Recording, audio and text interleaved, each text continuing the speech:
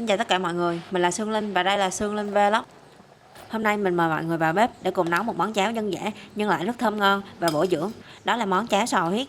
Những con sò huyết đỏ tươi, ngọt thịt, cháo mềm thơm, thêm chút hành phi là phần cháo đã dậy mùi thơm hấp dẫn liền. Và những ngày trời mưa mưa, có một tô cháo nóng thì quá là tuyệt vời. Và hãy cùng mình bắt tay vào nấu nhé. Mình sẽ chuẩn bị phần nguyên liệu. Nguyên liệu hôm nay gồm có không thể thiếu đó là sò huyết, khoảng tầm 1 kg. Tiếp theo là gạo. Ở đây thì mình sẽ chuẩn bị 2/3 chén gạo và kèm theo đó một nắm tay gạo nếp.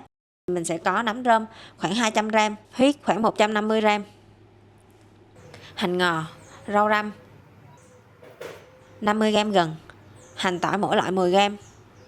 Và giờ thì mình sẽ đi rang phần gạo nấu cháo. Mình sẽ cho cái phần gạo và phần nếp này vào rang.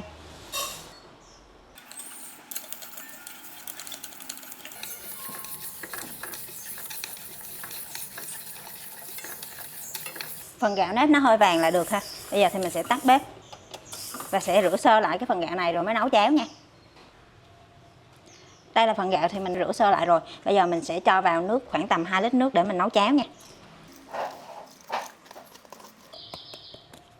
Ở đây thì mình dùng nước hầm xương để nấu nha. Bây giờ thì mình sẽ nấu lửa lớn cho cái phần nước này nó sôi lên ha.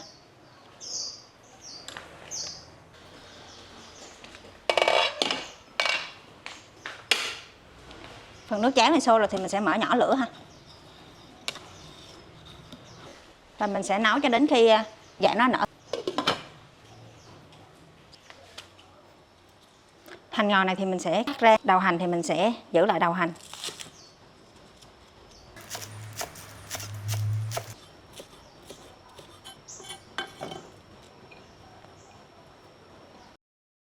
Tiếp theo là rau răm ha, mình cũng cắt nhuyễn luôn.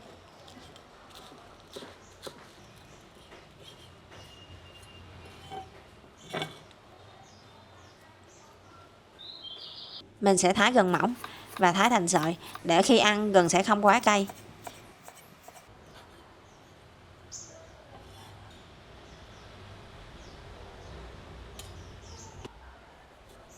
Mình sẽ cắt tách để tí nữa mình bỏ vào nước chấm ha.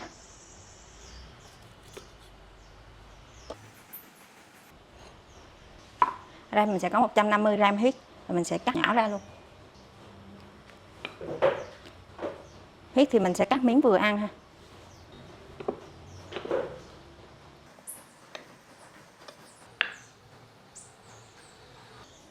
Ở đây thì mình sẽ chuẩn bị một ít hành tỏi băm và một ít nấm rơm. Nấm rơm thì mình đã rửa sạch sẽ và cắt ra làm đôi luôn, tại vì nấm hôm nay hơi to thì mình sẽ đem đi xào cái phần nấm này để bỏ vào cháo cho nó thơm ha. Mình sẽ cho chảo lên bếp và mình sẽ cho vào đây khoảng 2 muỗng canh dầu ăn. Tiếp theo thì là mình cho hành tỏi băm vào.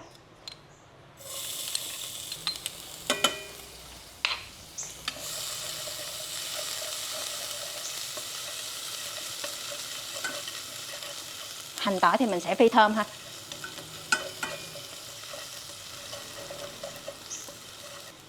Hành tỏi vàng rồi thì mình sẽ cho nấm rơm vào.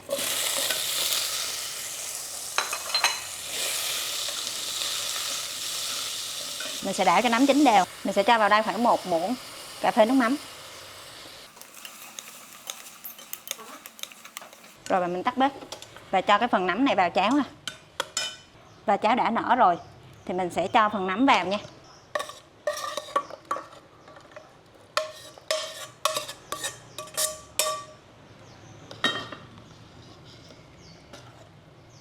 Và mình sẽ tiếp tục nấu cho đến khi cháo nhừ luôn ha.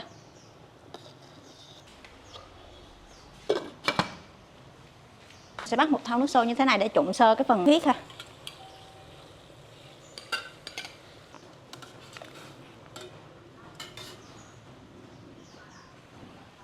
Khoảng 1 phút thì mình sẽ vớt huyết ra.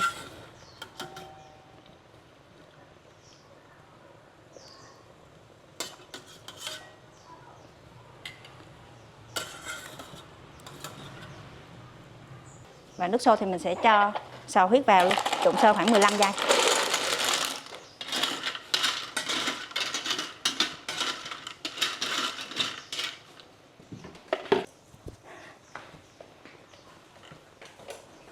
Rồi mình tắt bếp và mình sẽ cho cái sò huyết ra luôn.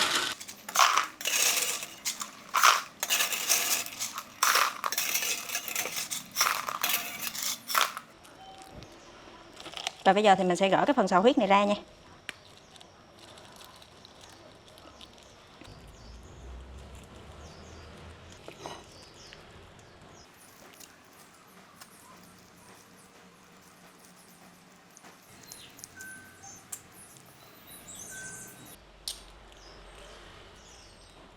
Đây là phần sò huyết mình đã lấy ra thịt hết rồi ha.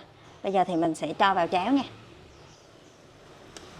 Phần cháo của mình đã nhừ rồi, thì bây giờ mình sẽ cho phần huyết vào ha. Phần huyết lúc nãy mình đã trần sơ, mình sẽ cho vào luôn ha. Và bây giờ thì mình sẽ nêm nếm. Mình sẽ cho vào đây 1 muỗng cà phê muối, nửa muỗng cà phê bột ngọt. Nếu nhà nào không ăn bột ngọt thì có thể bỏ qua ha. Và 1 muỗng canh bột nêm.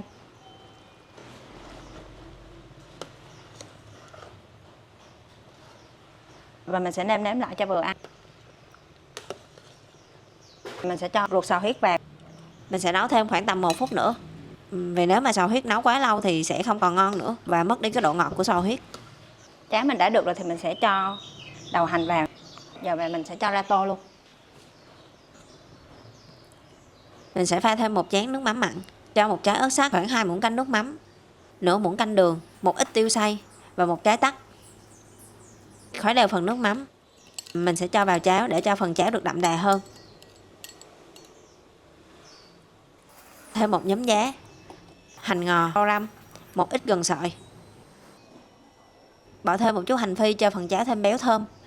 Vậy là mình đã nấu xong món cháo sò huyết bổ dưỡng rồi. Cháo nóng hổi, thơm lừng, sò huyết béo ngậy, đảm bảo nấu là ngon nhé. Nếu thấy món này ngon, mọi người hãy nhớ like, chia sẻ và đăng ký kênh để mình có thêm động lực làm thêm nhiều món ngon nữa nhé. Và hẹn gặp lại mọi người ở những video tiếp theo.